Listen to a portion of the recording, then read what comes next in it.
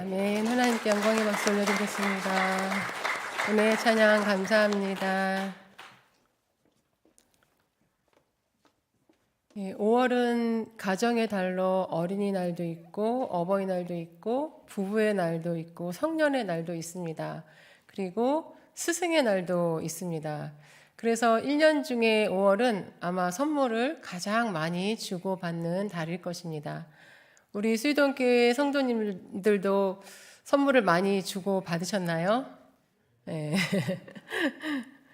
선물 중에서 가장 인기 있는 선물은 무엇일까요? 네. 네, 맞습니다. 네, 현금입니다. 네.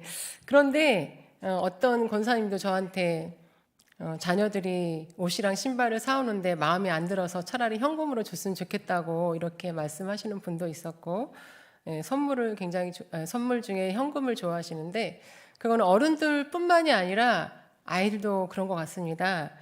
저희 아들도 중학교 딱 들어가더니 엄마 선물 줄 거면 이제 현금으로 주세요 이렇게 말을 하더라고요. 그렇게 선물 중에서 가장 좋은 것이 현금인데, 이 현금하고는 비교할 수도 없는 최고의 선물이 우리에게 있습니다.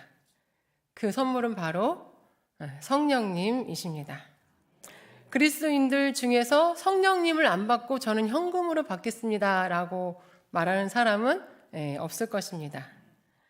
우리 그리스도인들에게 가장 좋은 최고의 선물은 성령님이십니다. 그렇다면 성령님은 어떤 분이시길래 우리에게 가장 좋은 선물이 될까요? 요한복음 14장에서 성령님을 예수님은 보혜사라고 말씀하셨습니다. 보혜사는 한자인데 지키다, 편안하게 하다, 돕다라는 뜻의 보자, 그리고 은혜를 베풀다, 사랑하다라는 뜻의 해자, 그리고 스승이라는 뜻의 자자를 사용해서 사자를 사용해서 보혜사라고 합니다. 그리고 이 보혜사, 즉 성령님은 헬라어로 파라클레토스인데 이 뜻은 돕는 자, 중재자, 변호자, 위한 자를 의미합니다. 그래서 종합을 해보면 성령님은 우리를 언제나 지키시고 보호하시고 위로해 주시는 분이시고요. 하나님께서 하나님과 우리의 관계를 화목하게 하신 그 관계를 계속 유지할 수 있도록 중간에서 소통할 수 있게 해주시고, 또 우리가 잘못을 저질렀을 때에 우리에 대해서 변호를 해주시는 그러한 분이십니다. 또한 하나님의 말씀을 읽을 때에 잘 보이게 빛을 비춰주시는 것처럼 말씀에 조명을 해주셔서 깨닫게 하시고, 또 삶 속에서 그 말씀이 생각나게 해주시고 그 말씀에 순종하며 살 수 있도록 인도해 주시는 분이십니다. 그러니 우리 그리스도인들에게 성령님은 최고의 선물이 아닐 수가 없습니다. 그렇다면 그 최고의 선물은 어떤 사람이 받을까요? 성령님을 선물로 받는 사람은 바로 예수님을 믿는 사람, 그리스도인입니다. 로마서 8장 9절에서 만일 너희 속에 하나님의 영이 거하시면 너희가 육신에 있지 아니하고 영에 있나니 누구든지 그리스도의 영이 없으면 그리스도의 사람이 아니다라고 말씀합니다. 한 사람이 예수님을 영접하고 또 그리스도인이 되는 것은 출발부터 성령님의 역사로 이루어집니다. 성령님 없이는 우리가 예수님을 영접할 수 없습니다. 우리가 성령님의 은혜로 예수님을 영접하고 하나님의 자녀가 된 것을 고백할 때 우리는 하나님의 자녀가 되고 동시에 성령님이 우리 안에 거하시게 됩니다. 그러니까 예수님을 믿는 모든 그리스도인들은 성령님을 선물로 받았습니다. 값없이 구원받은 것도 감사한데 구원받은 모든 그리스도인들은 성령님을 선물로 받게 된 것입니다.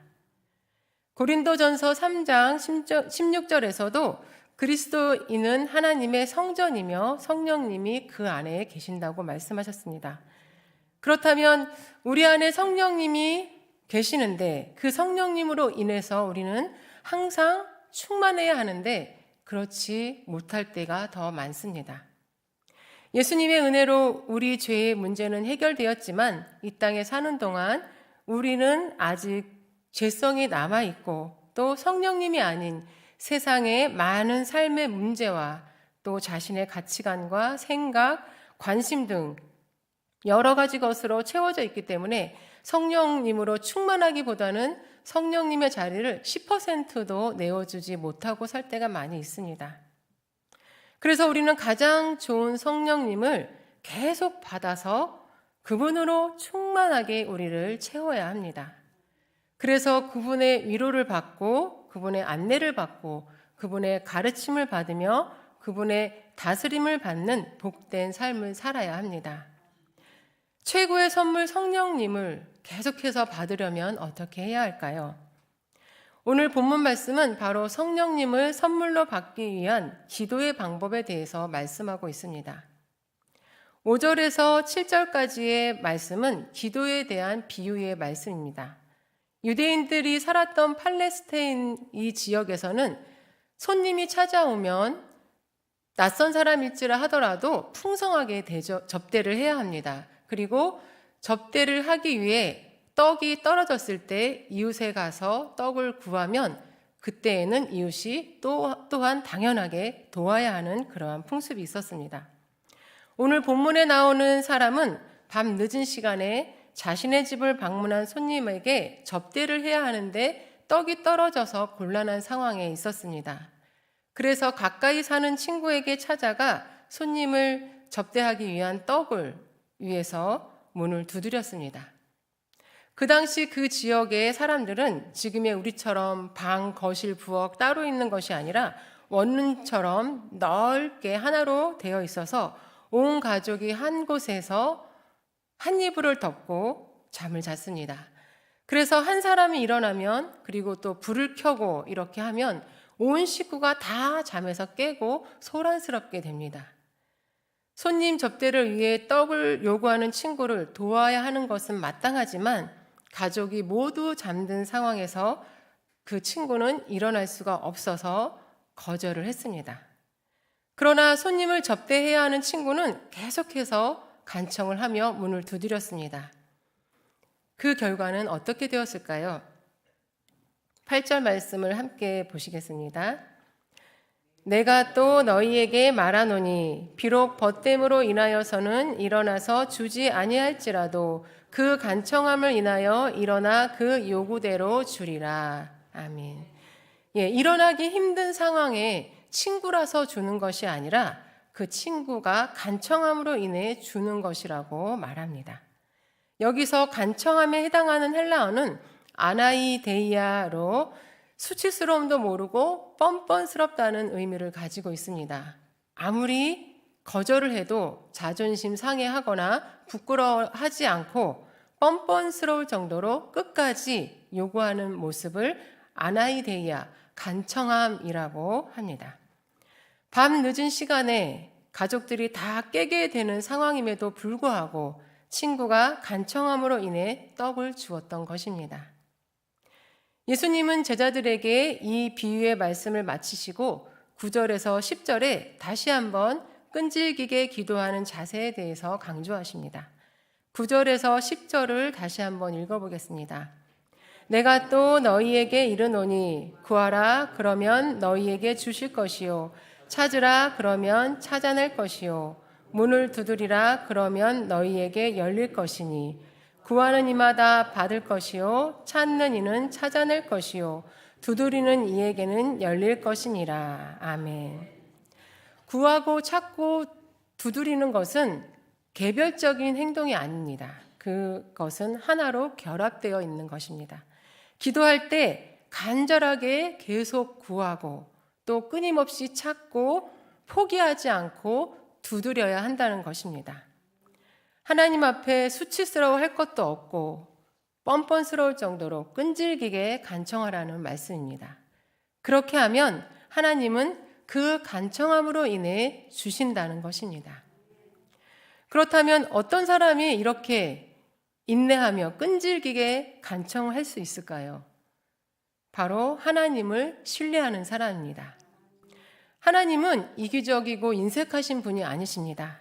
하나님은 우리를 이해하시고 사랑하시고 또 위로하시고 자신에게 구하는 자에게 주시는 일을 거부하지 않으시는 하늘의 아버지이십니다. 오늘 말씀에서도 구하는 이마다 받을 것이고 찾는 자마다 찾아낼 것이고 두드리는 자마다 열릴 것이라고 약속하셨습니다.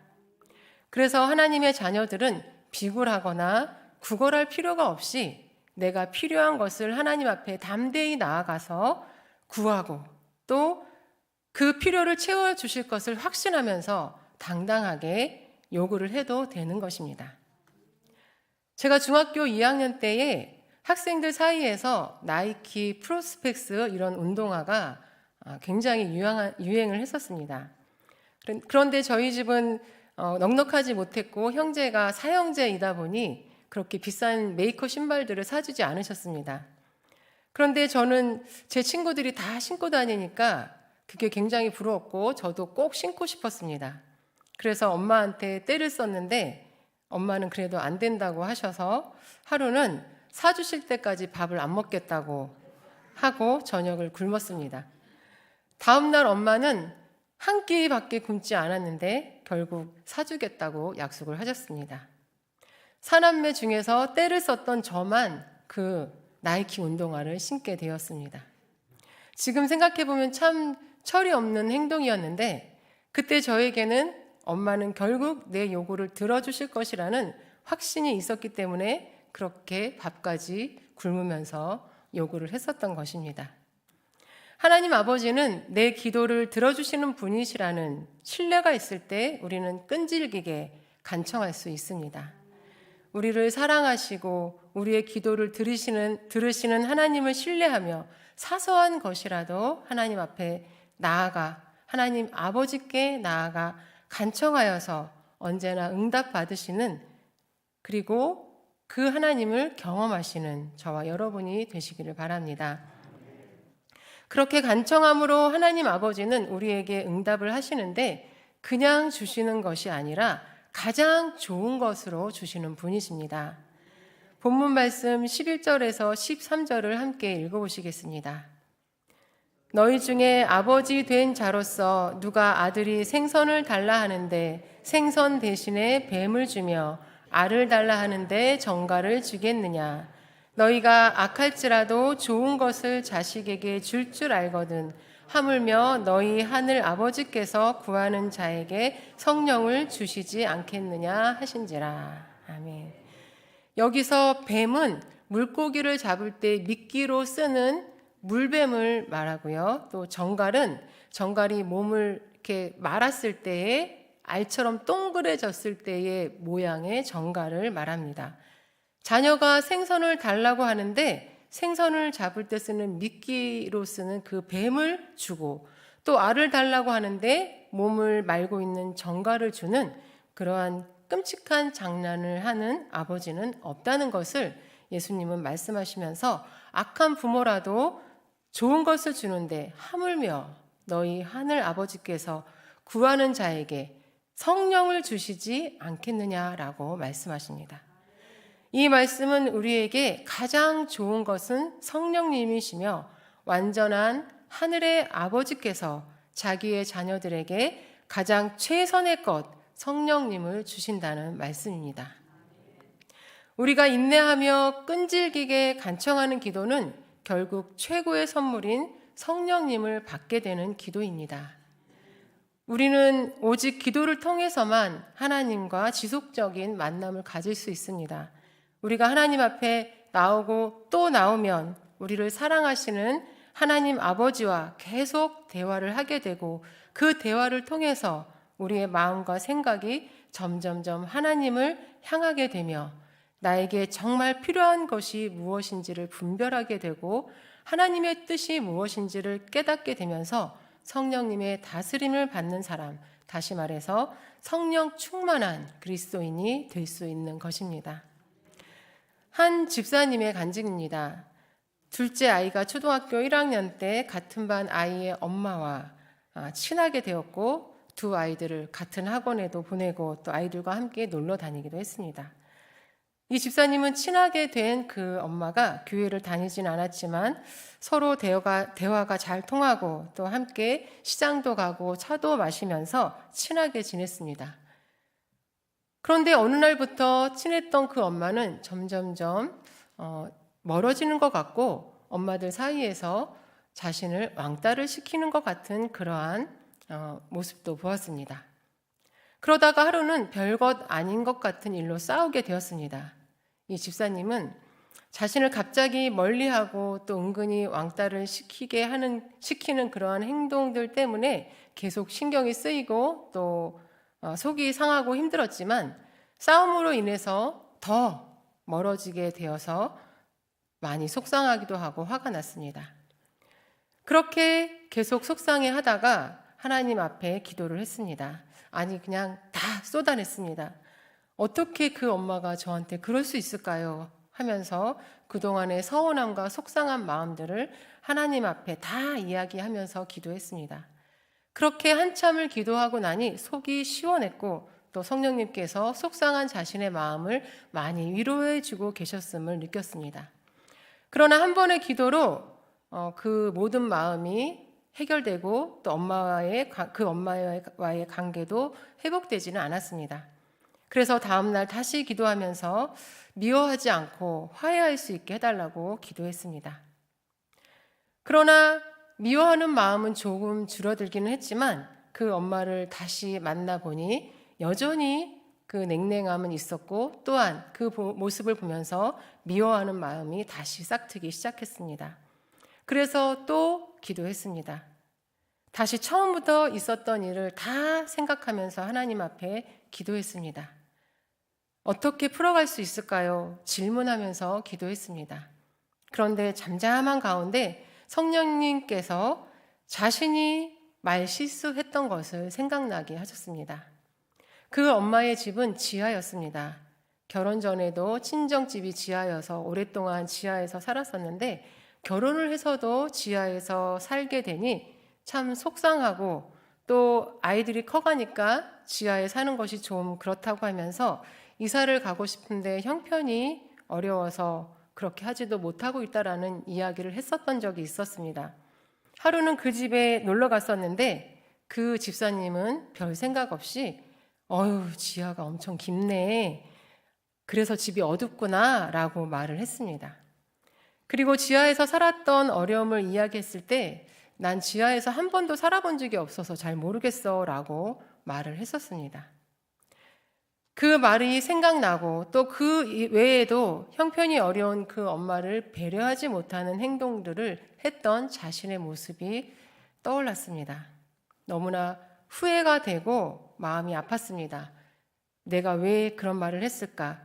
얼마나 그 엄마가 마음이 속상했을까? 그 자리에서 하나님 앞에 회개를 하고 나중에 그 엄마를 찾아가서 사과를 했습니다. 진실된 사과의 말을 듣고 그 엄마는 눈시울을 붉히면서 그때 너무 속상했다고 말을 했습니다. 그리고 두 사람은 다시 이전처럼 지내게 되었습니다. 인내의 끈질긴 기도는 결국 성령님의 다스림을 받게 됩니다. 성령님은 우리의 속상한 마음을 다 들어주시면서 위로해 주시는 분이십니다. 내 욕심을 위한 기도인지 아닌지 분별하게 해주시고 나에게 꼭 필요한 것을 줄 수 있는 사람을 만나게도 하시고 또 문제를 해결할 수 있는 지혜가 떠오르게도 하십니다.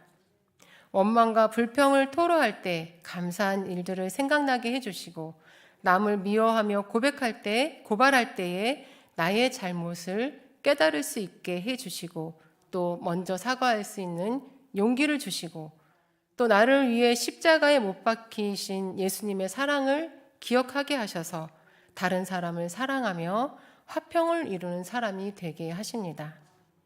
그런 성령님이 계시니 우리가 하나님 앞에 구하지 못할 것이 무엇이 있겠습니까? 사소한 것까지 다 하나님 앞에 가지고 나와서 인내하면서 끈질기게 간청하시기 바랍니다. 그렇게 할 때에 최고의 선물인 성령님께서 우리를 하나님이 기뻐하시는 뜻 가운데로 인도하시고 또 내가 주님의 뜻에 순종하며 주님 한 분만으로 행복한 삶을 살 수 있도록 인도해 주십니다. 끈질기게 간청함으로 늦은 밤 시간에 떡을 받아낸 친구와 같이 계속 구하고 끊임없이 찾고 포기하지 않고 두드리셔서 최고의 선물인 성령님을 선물로 받아 성령님의 다스림을 받는 복된 삶, 그리고 성령의 열매가 있는 삶을 사시는 저와 여러분이 될 수 있기를 간절히 기도드립니다. 아멘. 이 시간 함께 기도 드리시겠습니다. 먼저 말씀을 붙잡고 기도하시기 바랍니다. 우리 속에 거하시는 성령님을 소멸하는 삶이 아니라 매일매일 사소한 것까지 하나님 앞에 아뢰어서 최고의 선물 성령님을 받아 성령 충만하게 되어서 성령님의 다스림을 받는 삶을 살게 해달라고 기도하시기 바랍니다.